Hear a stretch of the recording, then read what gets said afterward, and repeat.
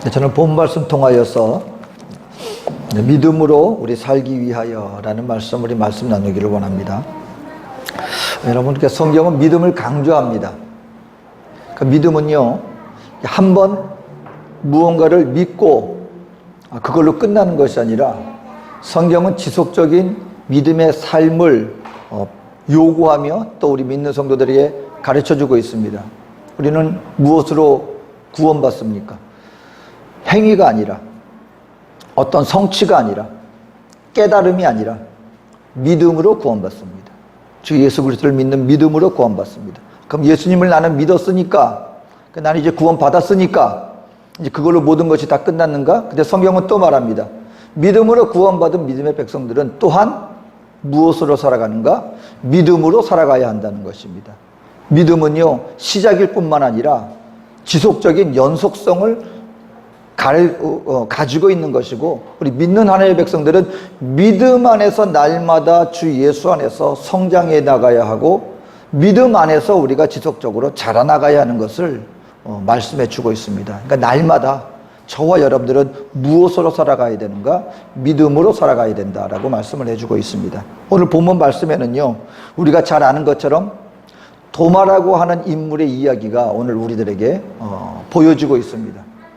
예수님이 십자가에 죽으시고 부활하셨습니다. 잠깐 기절했다가 깨어난 게 아니라 완전히 죽으셨다가 죽음의 권세를 파하시고 그리고 새롭게 부활하셨습니다. 근데 제자들이 야, 예수님 부활하셨다. 예수님 부활하셨어. 근데 도마가 말합니다. 도마는 그때 그 순간에 부활하신 예수님을 만나지 못했어요. 근데 자기 동료들이 예수님이 부활하셨어. 근데 이때 도마가 얘기하는 것입니다. 못 믿겠다는 것입니다. 나는 믿을 수가 없다. 내가 내 손을 그 십자가에 못 박히신 그 손에 대어보기 전에는, 내 손을 그 옆구리에 창을 찔리신 그 창자국에 내가 손을 대보고 확인하기 전까지는 나는 도저히 믿을 수가 없다.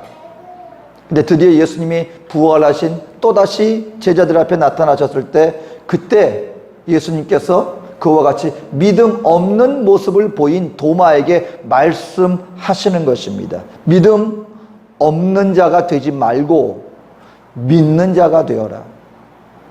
그러니까 그때 도마가 거꾸러지면서 나의 주님이시요 나의 하나님이십니다. 이제 내가 믿습니다. 그때 예수님이 또 한마디 하십니다. 네가 나를 본고로 믿느냐? 보지 못하고 믿는 자는 오히려 더 복되도다 라고 말씀하시면서 지속적으로 오늘 이 시간 예수를 믿고 구원받았음에도 불구하고 그런 우리 믿는 백성들에게도 지속적으로 하신 말씀이 무엇이냐? 너희들은 믿음 없는 자가 되지 말고 믿는 자가 되어라.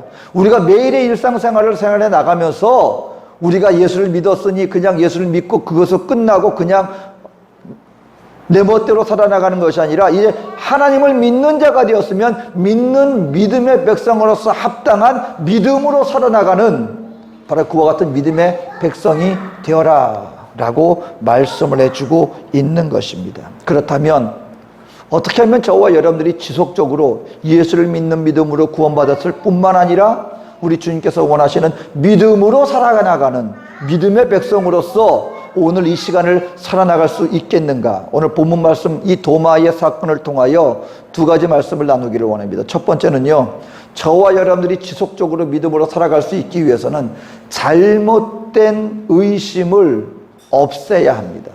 잘못된 의심의 삶을 우리가 계속해서 없애는 그런 삶을 살아나가야 한다라고 하는 사실인 것입니다. 오늘 저와 여러분들이요, 그럼 우리가 인생 살아나가면서 그럼 나는 예수를 믿었으니까 여러분 우리가 신앙생활에 나가면서 한 번도 흔들림 없이 매일의 생활에 나가면서 우리는 전혀 이렇게 하나님에 대해서 추호의 그 어떤 의심도 없이 계속해서 살아나가는가? 때로는 우리 마음속에 자꾸 이 모양 저 모양으로 여러 가지 모습으로 우리에게 불신과 의심이 야기되어지는 그런 어떤 혼란 가운데 때로는 우리가 처하는 것을 우리가 보게 됩니다. 근데 여러분, 이 믿음이라는 것은요, 꼭 우리 기독교 우리 신앙생활에만 필요한 것이 아니냐. 엄격하게 얘기하면은요, 예수를 믿든 믿지 않든 우리의 생활 속에서, 우리의 삶 속에서 저와 여러분들이 온전한 생활, 바른 생활에 나가기 위해서는 모든 부분에 있어서 믿음이라는 것은 요구되고 있는 바로 그와 같은 사실인 것입니다. 예를 들어 봅니다. 만약에 저와 여러분들이 사람을 믿지 못해요. 사람을 믿지 못하면 여러분, 우리가 일상생활에 나가면서 우리가 온전하게 생활을 해 나갈 수 있겠습니까? 밖에 나가서 우리가 여러 사람들과 함께 만납니다. 집안에서, 가정에서도 마찬가지고요. 부부간에, 부모와 자식 간에 만약에 신뢰가 없다고 생각해 보세요. 혹시 이렇게 하는 거 아니야? 혹시 저렇게 하는 거 아니야? 거기에는 많은 문제가 야기되어지고요. 결코 우리의 생활이 평탄하게 이루어질 수 없습니다. 주변에서 우리가 함께하는 동료들, 살아나가면서도 여러 앞에서 누군가가 오는데, 요즘 한국에서 우리 일상생활 가운데서도 두려움을 주는 요건 중에 하나가 뭡니까? 묻지마 폭행 같은 거 보세요. 예를 들어서 나하고 원한이 있는 사람이 나에게 다가오면은 우리는 준비하겠죠. 아, 저 사람 나하고 사이가 안 좋고 항상 나하고 원수 가운데 있는데, 아, 저 사람이 나에게 다가오니까 나에게 해코지를 하지 않을까? 우리는 어느 정도 준비를 할 수가 있겠죠. 그런데 길을 가다가 전혀 상관없는 사람이에요. 일면식도 없는 사람이에요.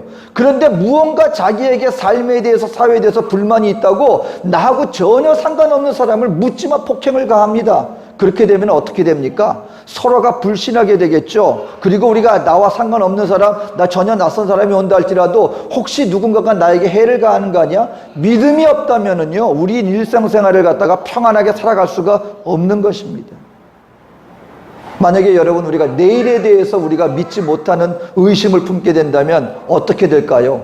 내일 아직 아무 일도 닥치지 않았어요. 근데 내일 나에게 다가오는 삶에 대해서 우리가 안심하지 못해요. 믿음이 없어요. 혹시 이렇게 되는 거 아니야? 저렇게 되는 거 아니야? 그렇게 되면은요, 우리는 날마다 걱정하는 삶을 살아갈 수밖에 없을 것입니다. 대표적인 것들 중에 하나가 뭡니까? 저도 아마 우리 모두가 다 그때를 기억할 거예요. 2000년 새로운 밀레니엄이 다가올 때, 그때 여러분 수많은 여러 가지 이론들이 있었어요. 그 중에 가장 우리를 걱정하게 만들었던 것 중에 하나가 바로 컴퓨터 시스템에 관련된 겁니다.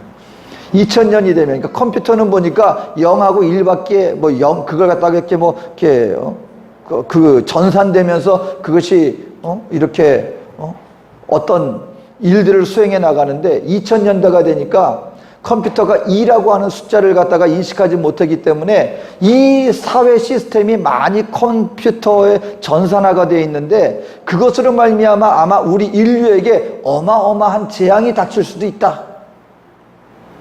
그런 이론들이 여러분 팽배했었습니다. 그래서 실질적으로 수많은 어떤 사람들 중에서는 자기 모든 직장도 내어버리고, 그리고 모든 돈을 가지고 전산화 시스템이 없는 저 시골로 그런 데 가가지고 이 엄청난 재앙이 닥칠 수 있으니까 나는 거기서 대비해야지. 실제로 그렇게 일을 벌인 사람이 있다는 소식을 우리가 뉴스를 통해서 들었습니다. 왜 그래요?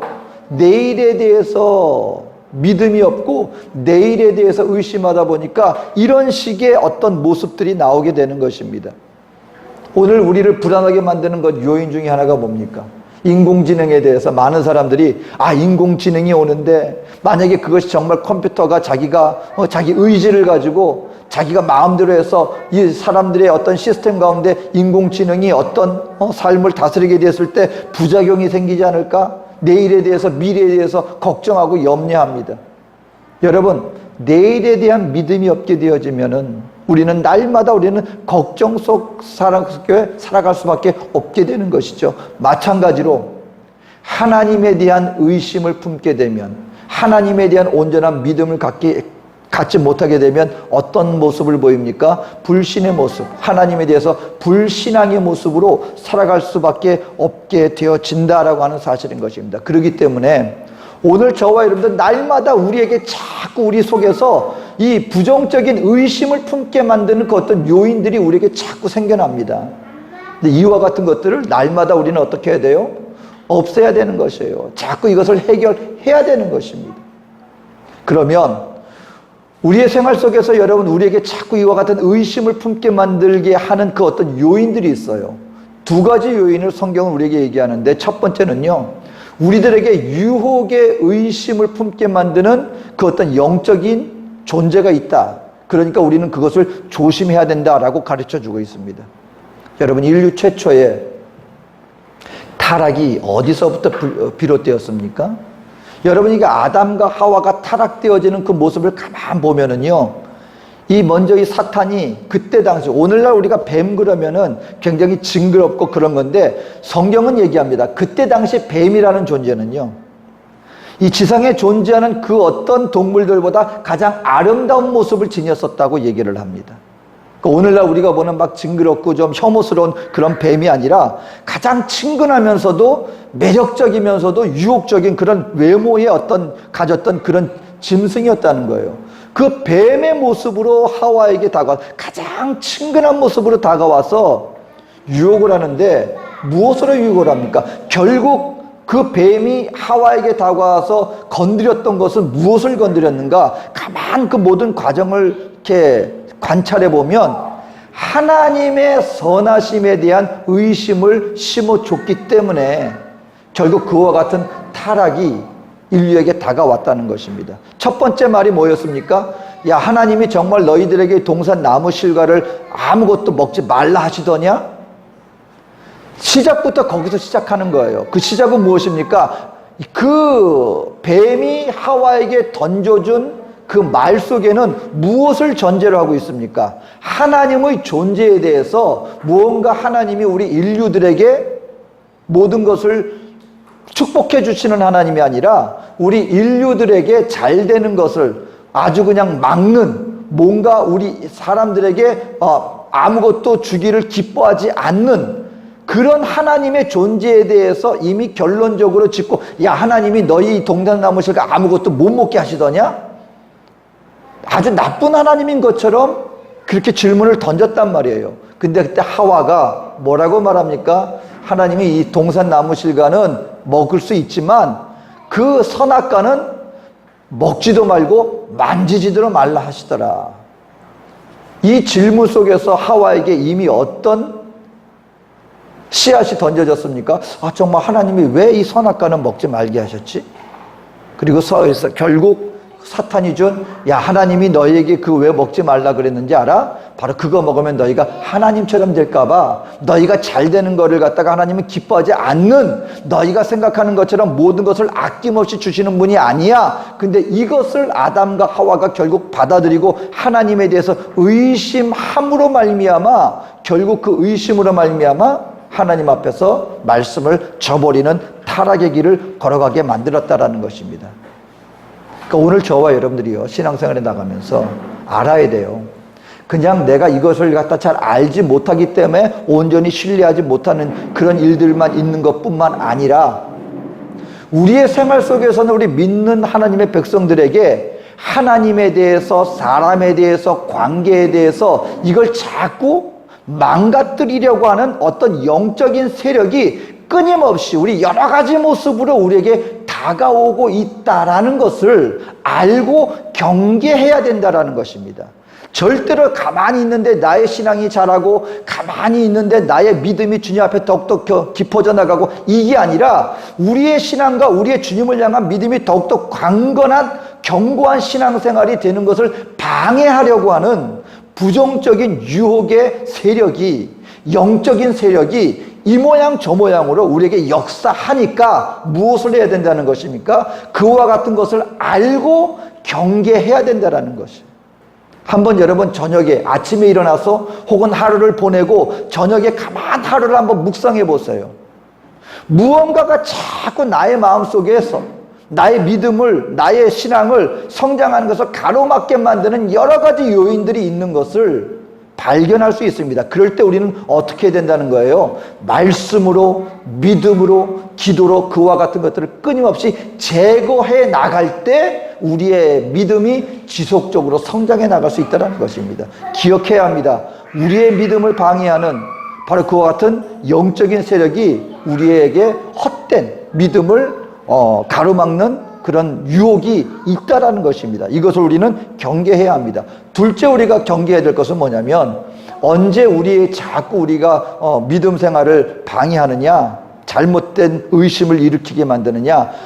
우리에게 여러분 어려운 환경을 통하여서도 이런 불신의 마음이 우리에게 자라날 수 있다. 의심의 마음이 자라나갈 수 있다는 것을 우리는 알아야 한다는 것입니다. 여러분, 성경 가운데 예수님께로부터 사람에게 난 자 중에서 이보다 큰 자가 없다라고 인정받는 인물이 있었습니다. 예수님께 직접, 바로 침례 요한이었어요. 여러분, 침례 요한은 사람이 여자에게서 난 자 중에 이보다 큰 자는 없다라고 할 정도로 놀라운 믿음을 보였던 침례 요한이었는데, 이 침례 요한이 예수님에 대해서 의심을 품었던 적이 있었습니다. 제자들을 통하여서 이렇게 질문하게 만듭니다. 마태복음 11장 3절에 예수께 여짜오되 오실 그이가 당신이 오니까 우리가 다른 일을 기다리오리까. 이게 뭐냐면, 예수님, 당신 메시아 맞아요? 근데 여러분, 우리가 좀 이 부분을 우리가 잘 봐야 됩니다. 침례 요한이 예수님을 모르는 사람이었습니까? 누가 처음에 예수님께 침례를 주었습니까? 침례 요한이죠. 근데 예수님이 세례를 받고 올라오실 때 어떤 일이 벌어졌습니까? 성령이 비둘기같이 예수님께 임했고요. 하늘로부터 소리가 나서 이는 내 기뻐하는 자요 내 사랑하는 아들이라는 그런 놀라운 하나님의 그 어떤 표적이 있었습니다.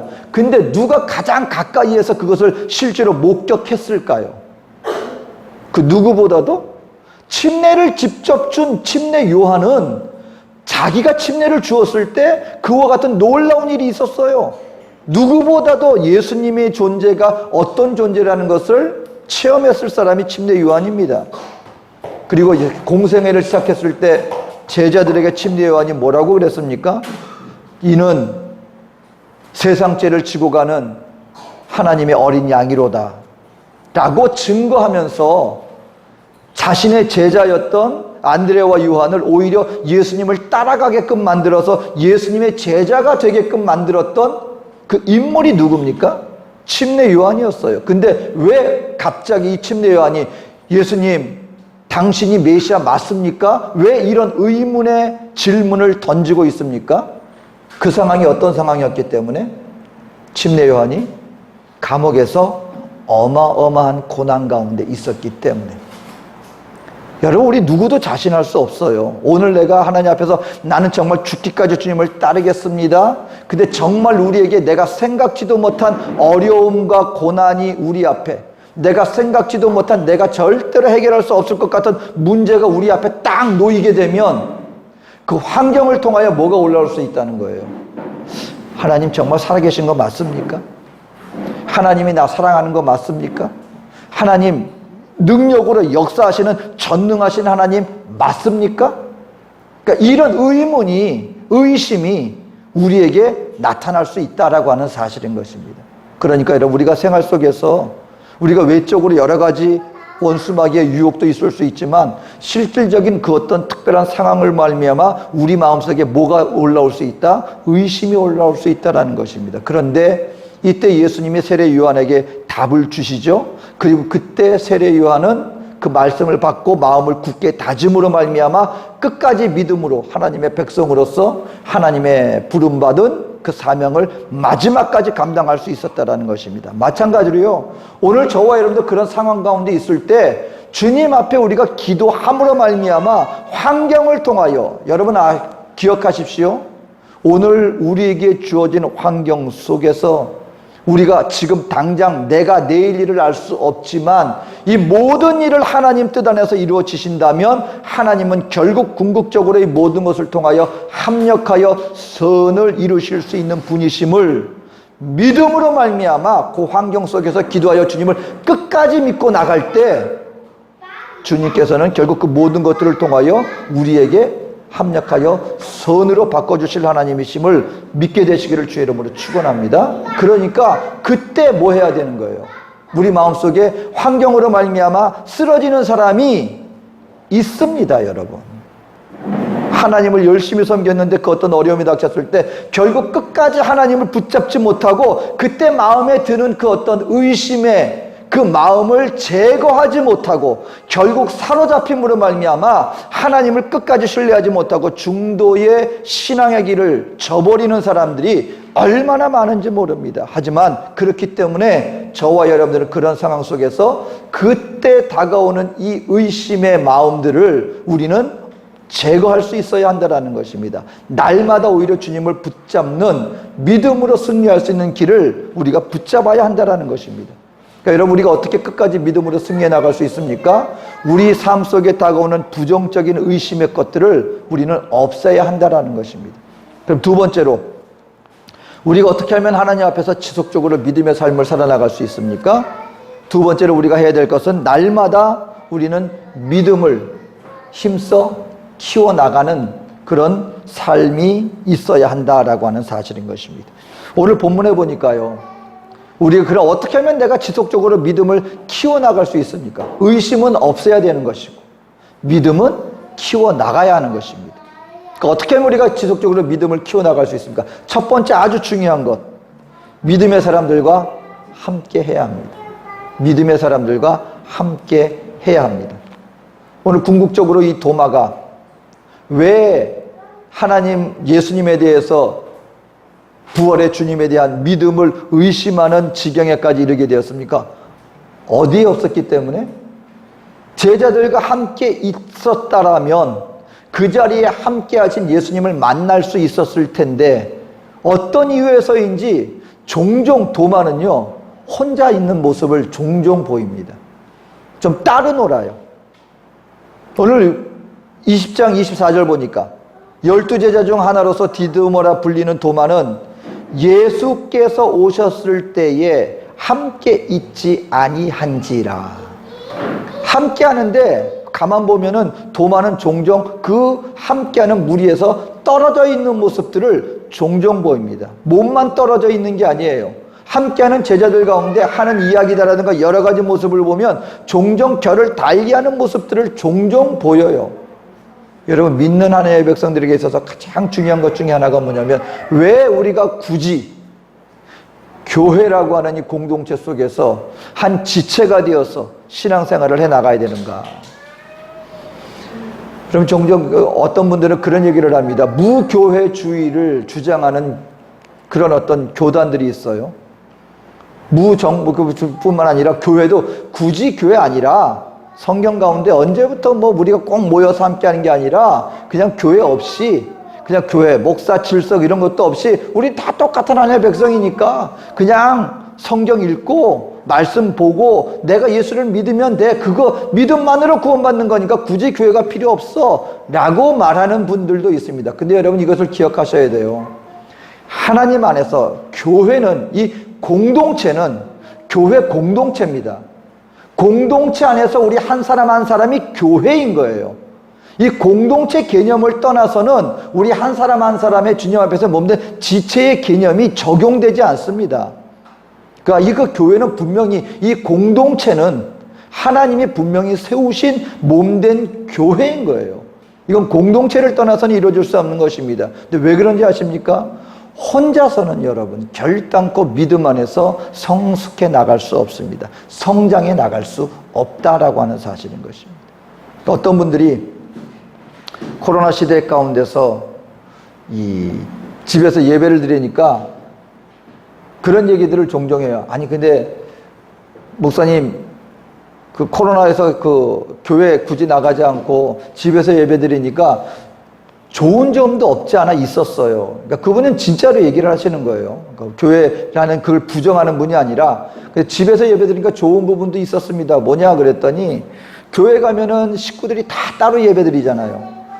청년들은 청년대로, 어린이는 어린이대로, 부모님들은 장년 예배드리고 다 따로 예배드렸는데 집에서 예배드리니까 그래도 우리 온 집안 식구가, 그러니까 그분은 인터넷 예배를 드렸지만 집안에서 식구들이 정말 함께 모여서 예배를 잘 드린 거예요. 그러니까 집에서 우리 가족들끼리 함께 예배를 드리니까 참 너무 좋은데 이것도 좋지 않겠습니까? 근데 여러분 기억하셔야 되는 게요, 그게 어쩌다가 한 번, 두 번은 그렇게 식구들끼리 모여서 그게 좋을 수도 있습니다. 근데 여러분 그게요 1년 되고 2년이 되면은 과연 식구들이 자기들끼리만 집에 모여서 예배 드릴 때 그렇게 믿음의 성장을 지속적으로 이뤄나갈 수 있는가? 결코 그렇지 않다는 것입니다.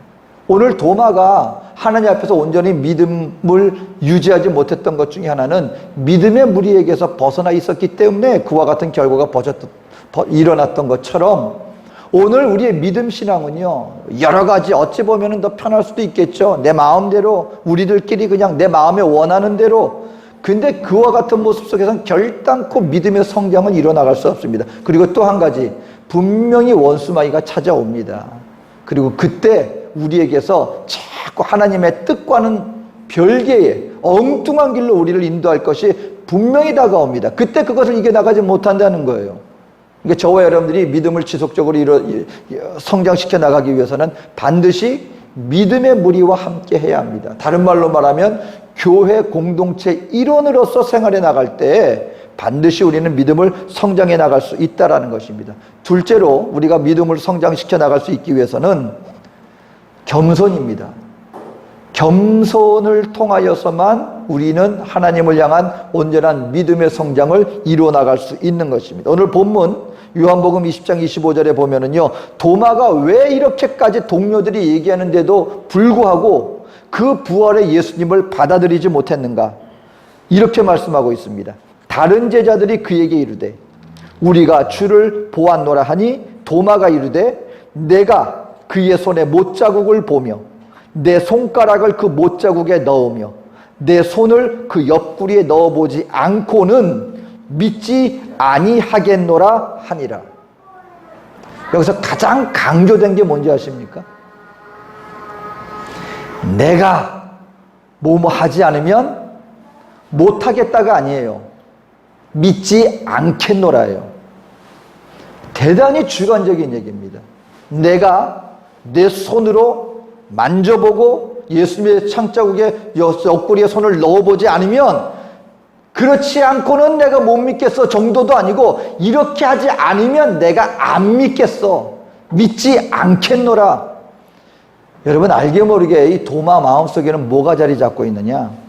자신의 한계에 대해서 모든 것이 자기 주관적이에요. 다시 말하면 자기가 생각하고 판단하는 것이 모든 것입니다. 여러분 내가 사람이 교만하다고 해서요 그냥 내가 마음으로 막 사람들 앞에 그냥 나를 드러내고 꼭 그것뿐만이 아니라 알게 모르게 모든 우주가 그리고 나의 모든 판단의 근거가 나 중심적으로 되어지다 보면은요 결국 우리는 하나님의 그 어떤 초월적인 하나님의 전능하신 손길을 우리는 깨닫지 못합니다. 왜요? 모든 것이 어디 중심이기 때문에? 나 중심적이기 때문에. 그래서 예수를 믿는 하나님의 백성들이 지속적으로 성숙해 나가기 위해서는요 오늘 하나님 앞에서 내가 얼마나 연약한 존재인가를 깨닫는 데서부터 시작이 되는 거예요. 저와 여러분들이 알고 있는 것, 저와 여러분들이 할 수 있는 것, 가만 보면은요 한번 하나님 앞에서 우리가 인생을 갖다가 우리가 객관적으로 살펴보게 되면 우리는 한 가지 깨닫는 게 있습니다. 하나님, 나는 아는 게 하나도 없네요. 또 한 가지는 하나님, 내가 할 수 있는 게 아무것도 없네요. 결국 이거 깨닫게 되는 것입니다. 이럴 때 우리는 하나님을 향하여서 두 손 들고 내가 주님께 옵니다. 이것이 되어진다는 것입니다. 여러분 욥기를 보세요. 욥기에서 나중에 하나님이 물론 새 친구들이 와서 이렇게 욥에게 자기들 딴에는 위해 준다고 하는데 그때까지만 해도 욥은 내가 하나님 앞에서 내가 도대체 그 어떤 잘못도 없는데 그 상황 속에서 이해를 하지 못했어요. 그러니까 욥은 자기가 할 수 있는 최선을 다하는 삶을 살았다는 것입니다. 근데 이럴 때 하나님이 욥에게 다가와서 말씀해 주신 내용이 결국 뭐였냐면요 욥아 너 내가 땅에 기초를 놓을 때 너 어디 있었느냐? 내가 온갖 동물들을 다 짓고 창조할 때 너 어디 있었느냐? 여러분 한 욥기 한 40장에 보면은 쫙 하나님이 아주 그냥 장황하게 욥 앞에서 하나님이 하신 일을 갖다가 이렇게 장황하게 말씀해 주십니다. 근데 결국 이 내용은 두 가지 얘기하는 거예요. 욥아, 그래 너 열심히 잘하고 했구나. 하지만 내가 한 가지 물어볼게. 욥, 네가 알고 있는 게 다가 아니지 않느냐? 너 내가 이렇게 땅에 기초를 놓을 때, 내가 이 땅의 경계를 정할 때 너 뭐 아는 거 있었느냐?